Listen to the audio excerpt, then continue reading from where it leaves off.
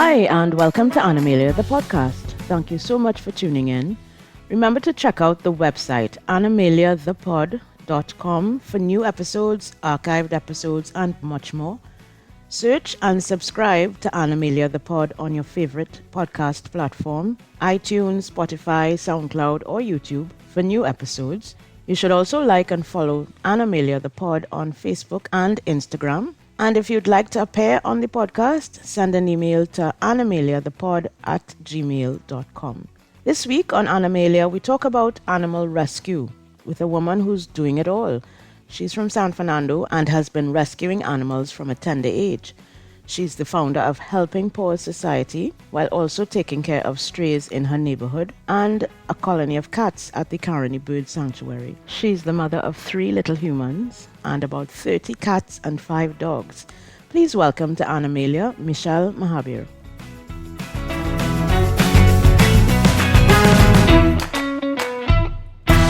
We are very happy to welcome Michelle to the podcast from Helping Paws Society. Michelle, welcome. Thank you. Thank you very much. I'm happy to have been invited.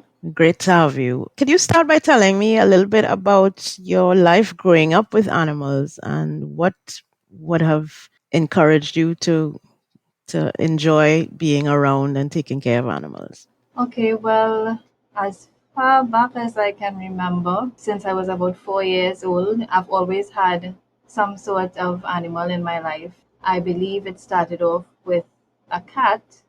My grandfather has always been the person in the family that would gravitate towards animals in terms of whether it's cats, dogs, and he sort of passed that on to me. And growing up, we sort of veered from the cats and then had more dogs.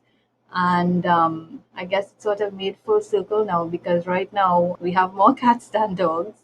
But at some point we had rabbits as well. We had a couple birds, although when I was younger, they had 2 lovebirds in a cage, and I found that the birds were not supposed to be in the cage. So a day when nobody was around, I opened the cage and the birds flew out. And of course, that You was set them free? my mom did not really appreciate that whole setting free incident. But the good thing about it was that they used to still hang around near by the house. But that was just me. I don't like seeing animals suffer. And my thought was, birds supposed to be in the air and supposed to be able to fly. So why are they in this cage? So I did what I thought was supposed to be done. But ever since I can remember, there's always been some sort of animal in my life. We had rabbits at one point as well. That was more when I was an adult though.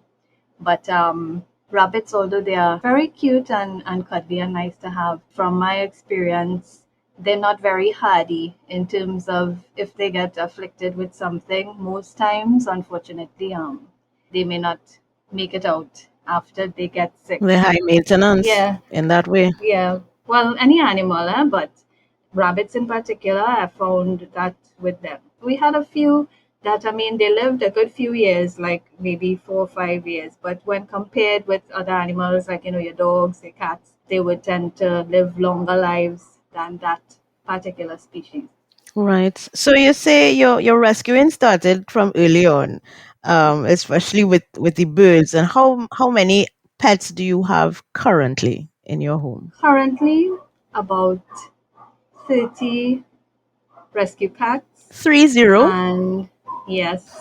Wow. And currently we have 5 rescue dogs. We had 6, but a couple of weeks ago, an old boy that I had gotten the owners to surrender because he really had it rough. He had severe arthritis. He was blind. And even though, his mobility was not as it should be, he used to, give you a little sort of hop and jump sort of thing. But we had to euthanize him because this last bout, he really started going down, and the vet advised that he was in a lot of pain, and that's not what I wanted. I wanted to give him a chance at being happier than he seemed to have been for his life. But I didn't want to prolong his life and he be in pain. It's never an easy decision to make, but that was the best thing to do in this instance. But yeah, so right now it's about 30 rescue cats and 5 rescue dogs. Plus, in the area where I live, which is in San Fernando, there are about 15 strays, dogs and cats.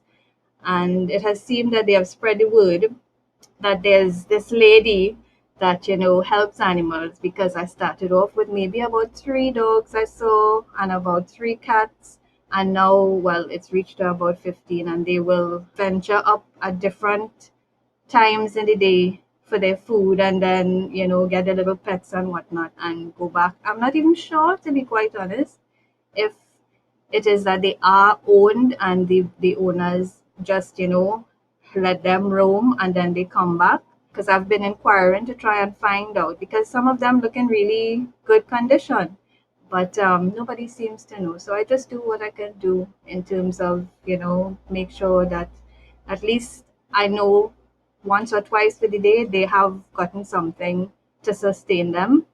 Then if I do find out if they don't have owners, I will try also to see if I can get homes for them as well, because honestly, it's not a shelter that I have, it's at my home. So there's only so many animals that I can realistically keep here. So as much as I would love to take in all of them, and hopefully that's the goal later on, that maybe I may be blessed that I am able to get a piece of land and have a sanctuary built and take in more animals. But for right now, I'm doing what I can do, both physically and financially, because that's a big responsibility in terms of taking care of that many animals. Of course, of course. So tell me then about the journey to establish this organization and to formalize the rescue work that you had already been doing. Well, I've been doing rescuing and helping animals for maybe about 10 years on this sort of larger scale. It comes to me wherever I go. There would be places that I would go to run errands, and I would see maybe a cat or a dog that's looking in really bad condition. If at the time I cannot actually pick up the animal, I always have food in my vehicle, dog food, cat food. I have a little first aid kit with different medications, gloves, that sort of thing, because sometimes when you see the animals, as I said, and I can't physically pick them up at the time, I still don't leave them in the state that I would have found them. And sometimes if I can go back and I do see them, then I would pick them up as well. But I'm not one for publicizing what it is I do and that sort of thing. That has never been my personality. I see animals that need help, I help them. But especially with how COVID hit, I am an entrepreneur, I'm self-employed. So the fallout from COVID was that a lot of my income, which would go into helping the animals, that was severely impacted. I had always wanted actually to launch a page on Facebook to raise public awareness in terms of certain things. Like, I promote heavily the spaying and neutering and the adopt, don't shop mantras. It's amazing in these times that there are some people that's still not aware of what spaying and neutering is and how it would help in terms of curbing the overpopulation and the homelessness of animals that is occurring. But I launched the page because realistically, I couldn't fund all that I was doing by myself, seeing that my income was impacted. And I realized that, that I would need help. And of course, in realizing that I would need help, people are not just going to say, well, okay, here's a donation, and they're not seeing anything tangible as well. So that is when I decided, you know what, I've always wanted to, launch this page. This is sort of the circumstance that spearheaded that. And that's late last year is when it is actually did up the page. But it's just, it's so overwhelming that anywhere you go, you're always seeing animals, dogs, cats, some of them in really bad condition. And there must be people that have been passing and seeing these animals in this condition. But sadly, some of them would, say, oh, well, there's somebody else that would do that, and pass the buck and hope that some rescuer or animal lover would see and help. But it's not enough anymore because, personally, from all the rescuers and the animal lovers that I know that try to do what they can, everybody is overwhelmed, especially now where the dumping and abandonment of animals is increasing even more, and it was already so overwhelming. It is. Again, because of the fallout of COVID, they could barely take care of themselves, more so for their pets, and they are feeling that this is the only way or the only avenue that they have is to dump them, which is really sad too. It's really, really heartbreaking sometimes to see what these animals have to endure. And it could be, alleviated if everyone, no matter how small you think your efforts may be, it makes a difference to that animal too. If you can't pick them up, leave food and water, that sort of thing. Every little bit helps, right? What do you think since you started this rescuing on a more formal scale, on a larger scale now? What has been your biggest challenge in executing what you have been doing for years? Honestly, it is the whole adoption process, I would say. I had a couple bad experiences in terms of when you rescue the animals, and then, of course, they would need rehabilitation. I promote spaying and neutering heavily. So before it is I would, release any of my rescues, I would ensure that they are spayed or neutered, because when I now started, you would talk to people and say, okay, well, when they're of the age, you need to get them spayed and neutered. And sometimes that doesn't happen. And then the whole cycle continues. Next thing you hear that the rescue you gave to the person had kittens and now they're looking for homes for the kittens. So before I release any of my rescues, I would ensure that they're spayed and neutered and that they're vaccinated as well. And of course, that incurs a cost. But at the same point in time, it's ensuring that the cycle doesn't repeat itself, because you would have a checklist of different things that you would ask the potential adopter about where the rescue would be going, because you've put in a lot of time and energy and love and, of course, finances into each one of these animals. And even sometimes after that rigorous exercise, even though some people may find it's a bit too much, but I mean, you have to think of the larger picture in how much you yourself have put into that animal. Things don't go as you would like them to go. Sometimes you can't get updates, because one of the things I would ask is that, from time to time, you send a little picture, you give me a little update, how is the rescue going, that sort of thing. Sometimes you can't reach them. I mean, I do home checks as well. Sometimes the people just disappear. So when you ask me how many animals that I have right now currently, and I said 30, unless I know you now really, really well, and I could put my head on a block for you, or someone that I trust that knows how much I put into these animals can vouch for you, I really am very, very hesitant and afraid, I would say, to release any of the rescues. So basically, the rescues that I have right now, they've sort of become part of the family as well too, because my kids, I have two girls and a boy, they are also involved and assist me in what I do in terms of, they help with the cleaning, they help with the feeding, especially my son.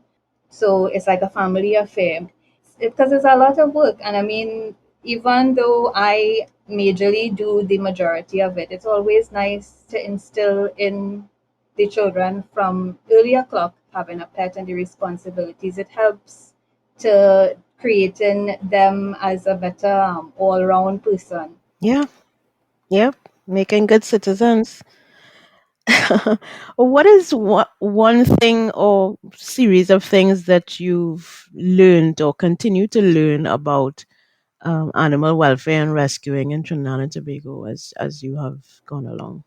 But there are a lot more rescuers than I thought that are out there. I have met, most times not face to face, but through interactions via social media and whatnot. I have met a lot of persons that share my same trials and tribulations and sentiments, about the whole aspect of rescuing and whatnot.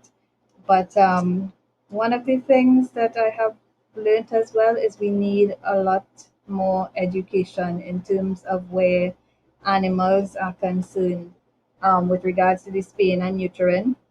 Also, recently, since the animal cruelty law was finally proclaimed, because it was passed before but it wasn't proclaimed, so you found that a lot of cases were still happening, but nobody was really following through with them because of that aspect of the law where it needed to be proclaimed.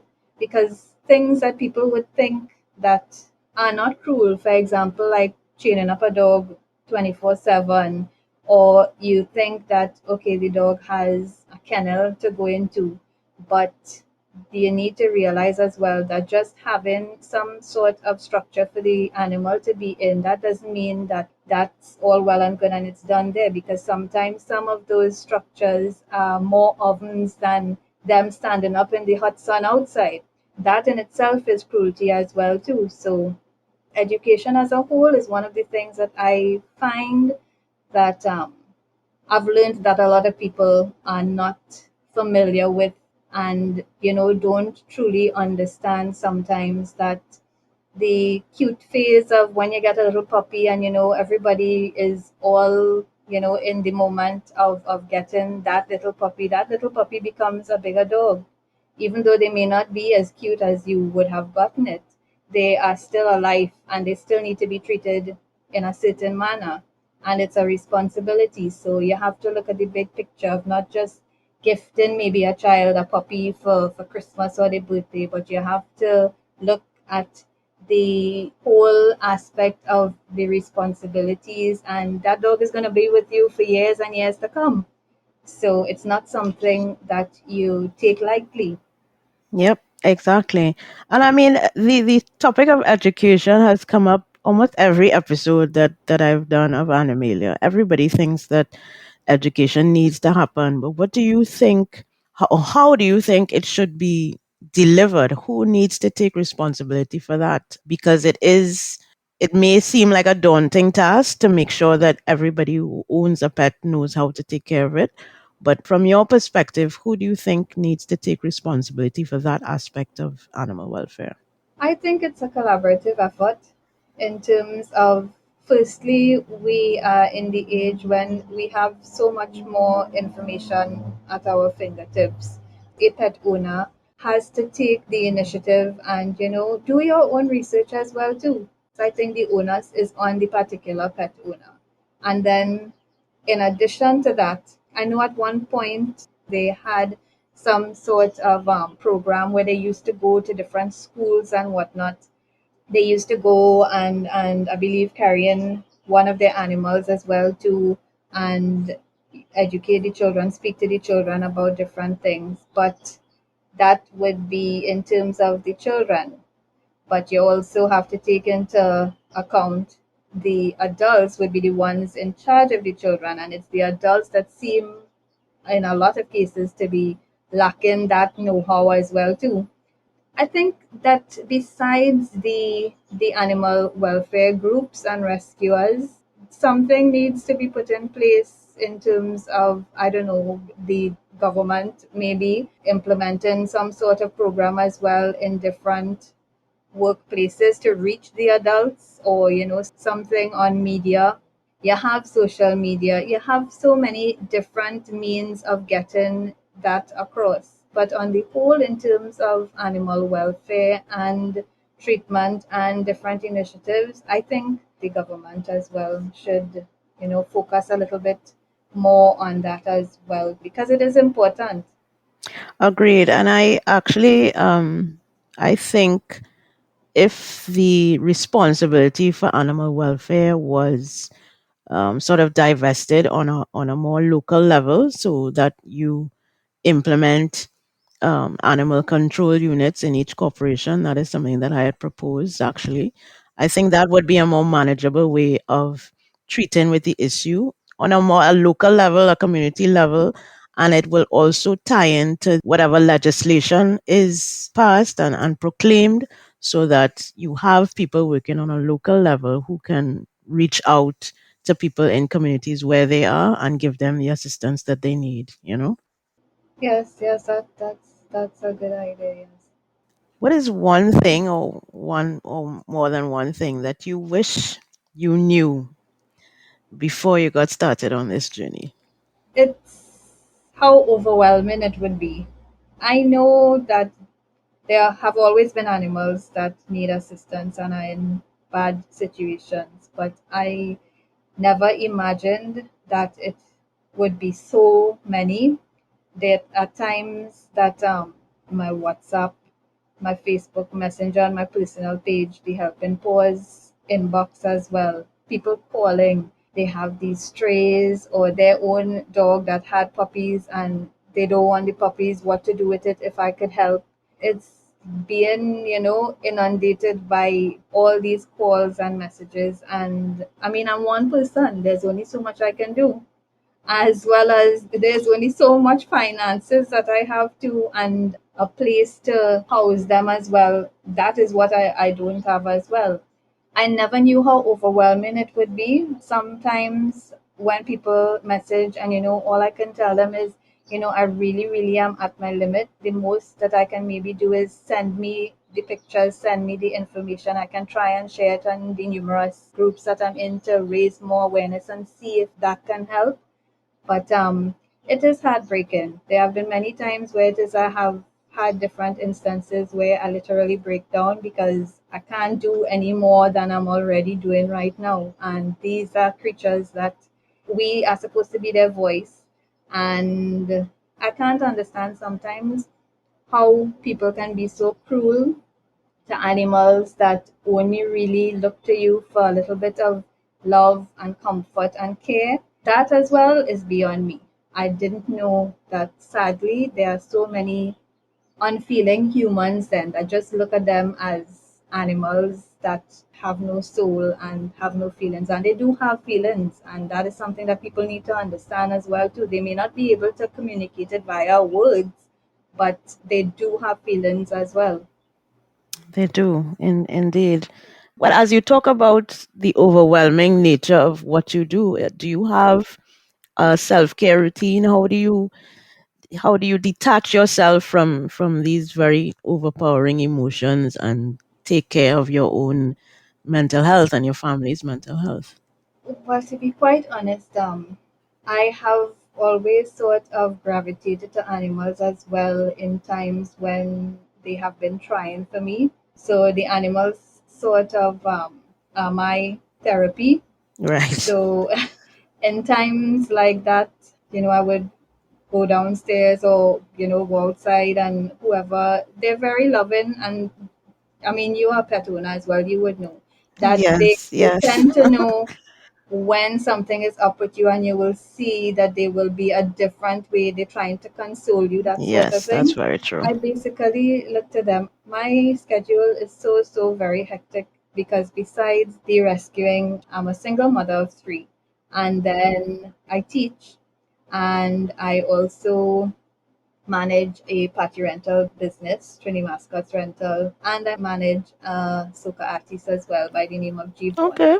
So, Busy, I busy. mean, I wear many, yeah, I wear many hats. So most times, in terms of the self-care aspect, I'm always on the go. So I guess I could say that because I'm always so busy that I sometimes try to distract myself with all these other different endeavors that I do. But when it gets really overwhelming, it would be back to the animals, my rescues here, that I would go to and try and focus on the fact that, I'm not able to help all that I would like to help, but at least my efforts have helped those that I've been able to touch their lives.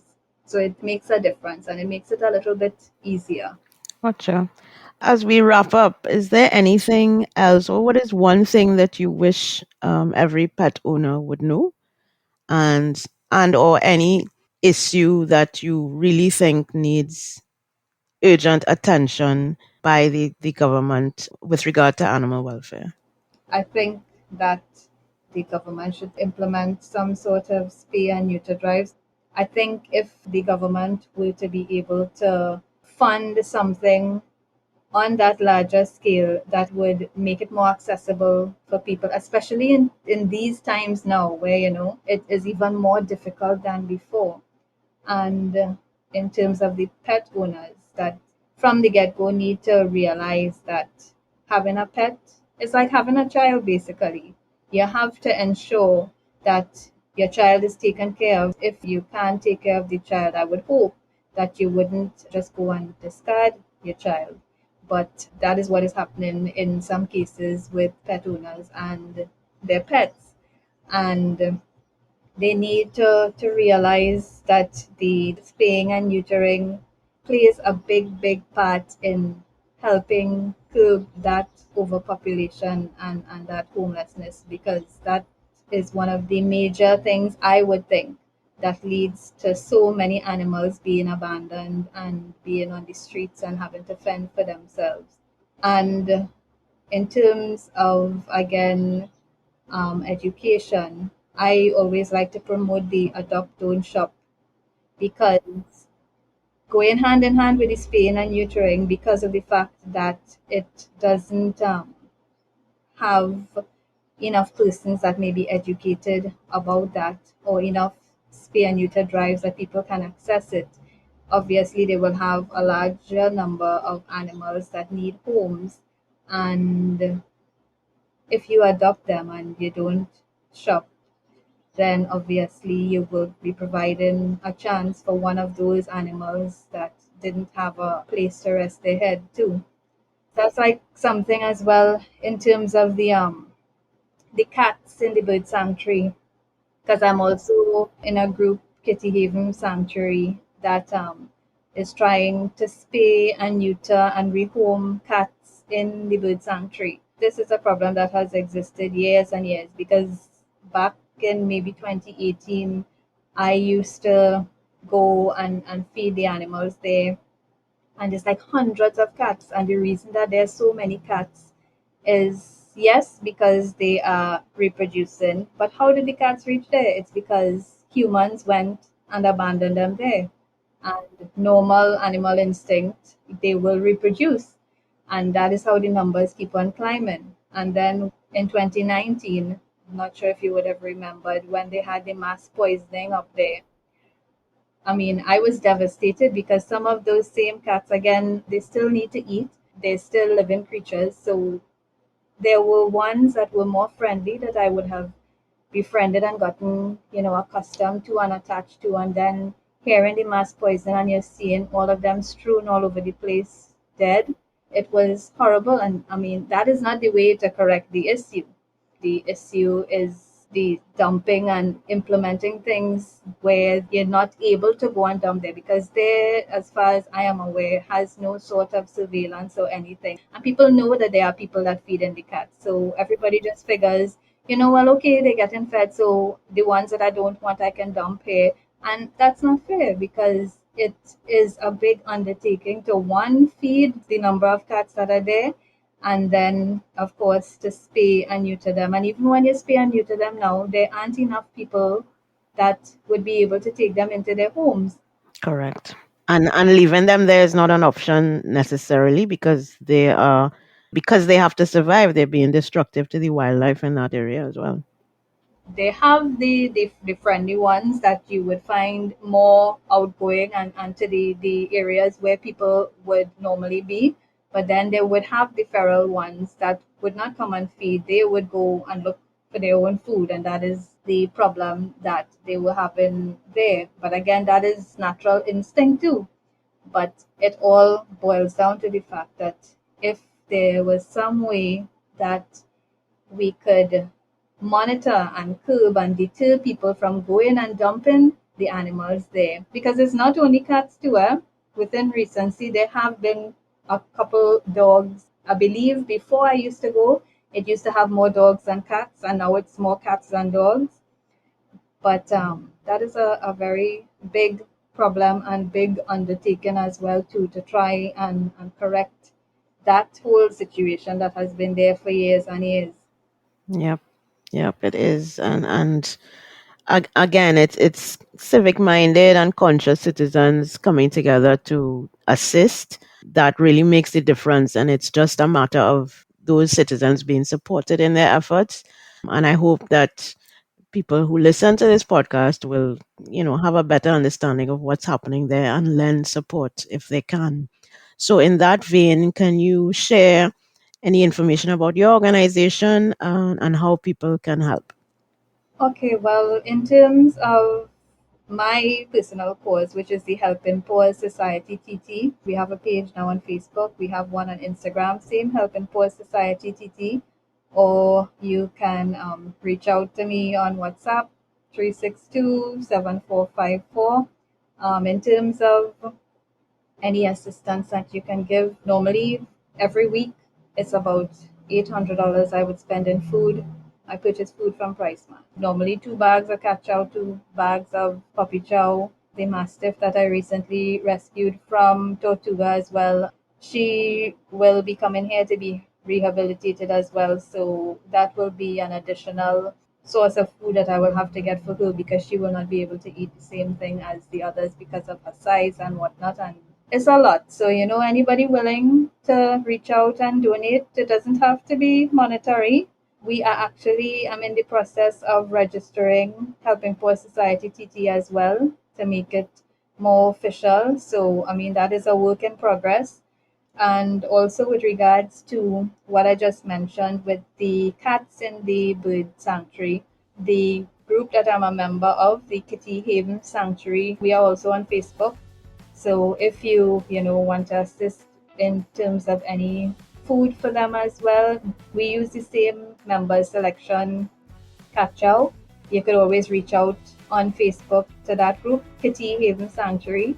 This group is also in the process of registering as well, so that it would be easier to take monetary donations because we are hoping to also, as we spay and neuter, and while we are waiting to rehome, that we would be able to build up some sort of structure where we could actually house them instead of releasing them back until we get homes for them. Because that's basically what is happening right now, because the members of the group, they have also taken in as much as they could take in from the bird sanctuary. I have a couple in my rescues from there as well, to be quite honest. But again, there's only so much that we can take in.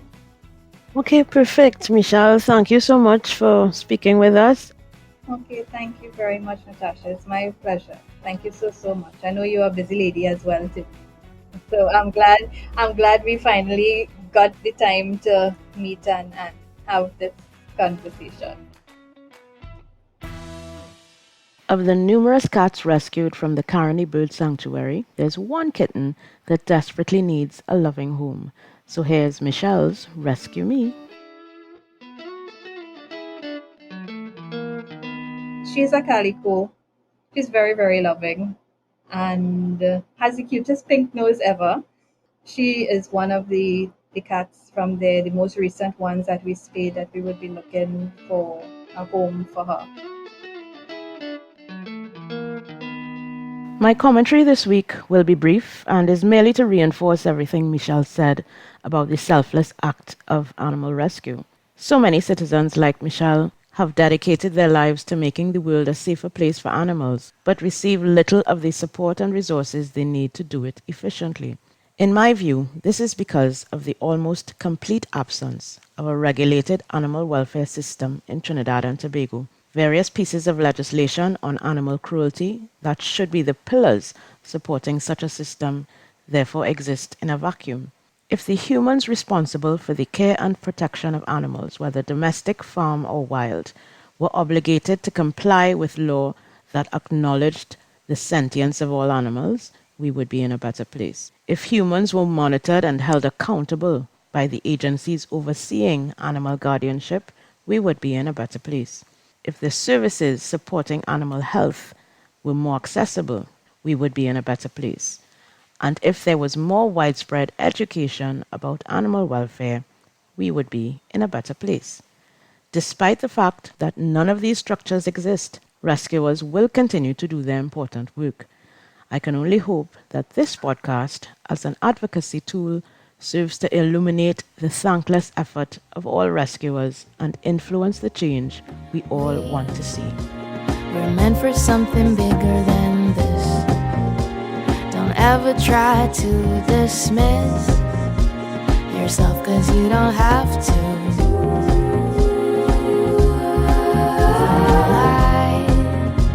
Don't hide from what you are, and rise before you fall, and hope for something more. Live if you really want to. Live if you really want to. Many thanks to Michelle Mahabir of Helping Paws Society TT and to her friends at Kitty Haven Sanctuary for all their efforts to rescue, rehabilitate, and rehome animals in need. As many rescuers say, it means nothing to the world, but means the world to a rescued animal. Join us in 2 weeks for another interview with an amazing person doing their part to advance the cause of animal welfare. I'm Natasha, and until next time, take good care and remember, love off your pets. Bye-bye.